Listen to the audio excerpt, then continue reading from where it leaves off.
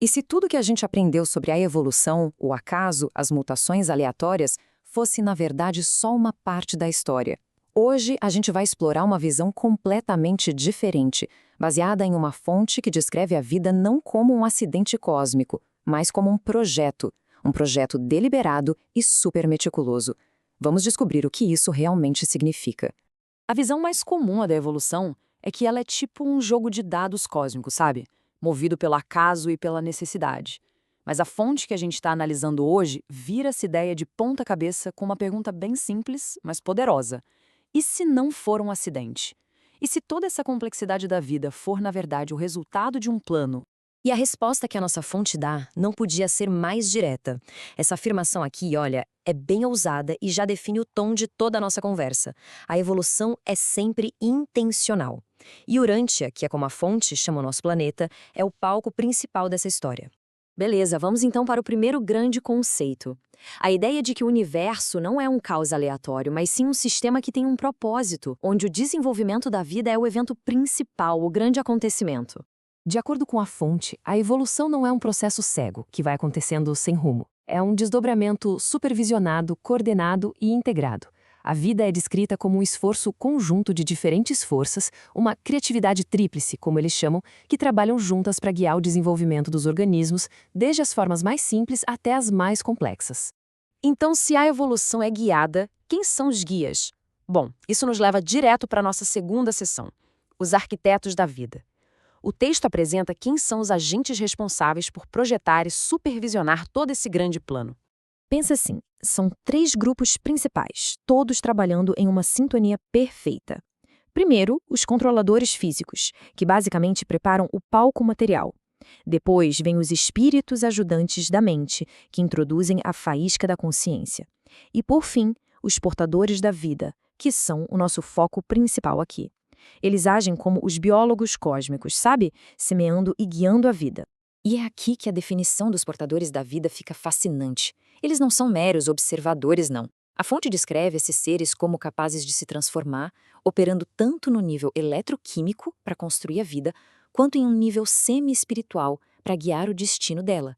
Eles são arquitetos e pastores ao mesmo tempo. Com os arquitetos definidos, vamos ver como a história se desenrola. Seção 3, o panorama da evolução.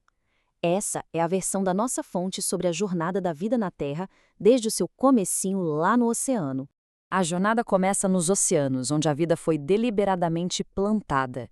O grande salto para a terra firme veio de um ancestral bem inesperado, a rã. Depois veio a era dos répteis, que, longe de ser um beco sem saída, deu origem tanto às aves quanto aos primeiros mamíferos. E, finalmente, a humanidade, forjada não por acidente, mas de propósito, no calor da Era do Gelo. E aqui tem um detalhe sensacional. Segundo esta fonte, a rã não é só um ancestral esquecido, não.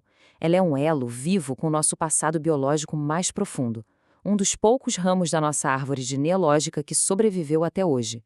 Representa um ponto de virada crucial na nossa jornada. Isso tudo leva a uma pergunta. O que torna a evolução aqui na Terra tão especial? Bem-vindos à Seção 4, a aventura de Urântia. É aqui que a gente explora por que o nosso planeta é considerado único. Primeiro de tudo, o nome que a fonte dá para o nosso planeta, Urântia. E o status do nosso planeta é especial. Ele foi designado como um mundo de vida experimental, um laboratório cósmico onde os projetos padrão de vida podiam ser testados, modificados e melhorados. E para ter uma ideia do quão experimental Urântia foi, olha só este número: 60. Segundo a fonte, nosso planeta foi o palco da 60ª tentativa de modificar e aprimorar os padrões de vida no nosso setor do universo. Isso sugere um longo processo de tentativa e erro, com Urântia sendo um ponto-chave nesse refinamento cósmico. E esses experimentos, olha, deram resultado. O número 28 representa as modificações bem-sucedidas no projeto de vida que foram desenvolvidas aqui em Urântia. Inovações que, segundo a fonte, têm o potencial de serem implementadas em incontáveis outros mundos. Isso torna o nosso planeta um verdadeiro pioneiro evolutivo. Mas Urântia não foi só um laboratório. A história aqui foi única. Por exemplo, a vontade humana surgiu mais cedo do que o esperado. E num evento descrito como sem precedentes, todas as 6 raças humanas primárias, que a fonte chama de raças sangênicas, surgiram de uma única família ao mesmo tempo. Isso faz da nossa história uma exceção e não a regra. Tudo isso nos traz para o presente e, claro, para o futuro. Nossa última sessão, o futuro da evolução. O que acontece quando essa fase biológica, que era supervisionada, chega ao fim? E aqui a gente chega a um ponto de virada crucial. A fonte declara que uma era terminou. A evolução de novas formas de humanidade, a partir de fontes pré-humanas, chegou ao fim. O potencial biológico para essa criação, segundo o texto, se esgotou. A fase de supervisão externa acabou. Esse slide aqui resume perfeitamente o conflito de visões, né? De um lado, o caos, a vida como um acidente cósmico, um lance de dados. Do outro, a ordem, a perspectiva da nossa fonte, que vê a vida como um projeto deliberado, onde a mente e o espírito esculpem a matéria com propósito. Então, se a evolução biológica como a gente conhecia terminou, o que vem agora? A resposta, segundo a fonte, é uma transferência de poder. Os arquitetos cósmicos deram um passo para trás e a responsabilidade pelo progresso futuro foi colocada diretamente em nossas mãos.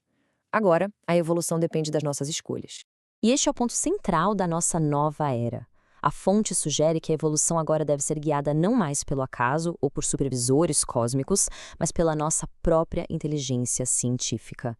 Somos chamados a substituir a seleção natural descontrolada pela sabedoria e pelo planejamento consciente. E isso nos deixa com uma pergunta final, para reflexão. Se a vida realmente tem um propósito, e se a tocha da evolução foi de fato passada para as nossas mãos, a questão que importa é: o que a gente vai fazer com ela? Qual será o nosso próximo passo nesse grandioso projeto cósmico?